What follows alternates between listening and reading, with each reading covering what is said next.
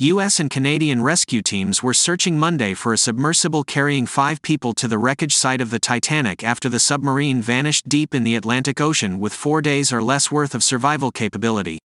The U.S. Coast Guard in Boston is leading the search for the missing watercraft, which the Joint Rescue Coordination Center in Halifax, Nova Scotia, said was reported overdue Sunday night about 435 miles south of St. John's, Newfoundland.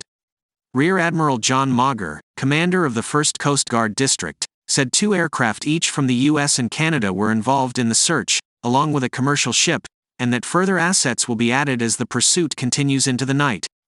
The operation's location about 900 miles east of Cape Cod and up to 13,000 feet deep complicates the task, as does the need to look both on the surface of the water and below, he said.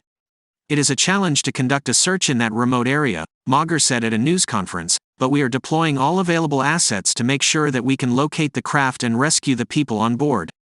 The Coast Guard tweeted that the 21-foot submersible named Titan, which left from St. John's, began its dive Sunday morning. The Polar Prince, the Canadian ship supporting the watercraft, lost contact with it about an hour and 45 minutes later. Oceangate Expeditions, a Washington-based deep-sea exploration company, confirmed in a statement that it owned the submersible, a vessel in the submarine family but smaller and less self-sufficient than the classic military sub. The company's expeditions to the Titanic wreck site include archaeologists and marine biologists. Oceangate also brings people who pay to come along, known as mission specialists. They take turns operating sonar equipment and performing other tasks in the 5-person submersible. The Coast Guard said Monday there was 1 pilot and 4 mission specialists aboard. We are deeply thankful for the extensive assistance we have received from several government agencies and deep-sea companies in our efforts to re-establish contact with the submersible, Oceangate said. We are working toward the safe return of the crew members. Based on the company's information, Meagre said the submersible has a 96-hour emergency sustainment capability, which would include oxygen and fuel. So we anticipate that there's somewhere between 70 and the full 96 hours available at this point, he said. Oceangate advisor David Concannon told the Associated Press the company lost contact with the submersible Sunday morning.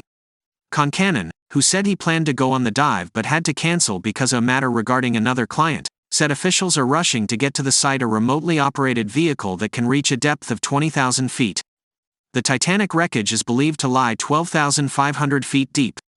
Action Aviation said its company chairman, British businessman Hamish Harding, was one of the travelers on board. The experienced adventurer went into space on Blue Origin's New Shepard rocket last June. Every attempt is being made for a rescue mission, Mark Butler, the company's managing director, told the AP. There is still plenty of time to facilitate a rescue mission. There is equipment on board for survival in this event. We're all hoping and praying he comes back safe and sound.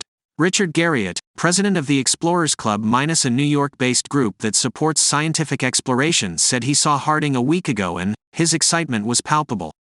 I know he was looking forward to conducting research at the site, Garriott wrote in a letter to members. We all join in the fervent hope that the submersible is located as quickly as possible and the crew is safe. The Coast Guard said late Monday that 2 searches by C-130 aircraft had been completed and the mission would continue through the night.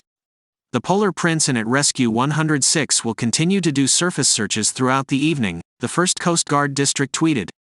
The Guard said Canadian and U.S. aircraft will resume looking underwater and on the ocean's surface Tuesday. In 2021, Oceangate Expeditions began what it expected to become an annual voyage to the wreckage. The company had said it would include about 40 paying tourists to the team of archaeologists and marine biologists on the trips. The initial group of tourists spent $100,000 to $150,000 apiece.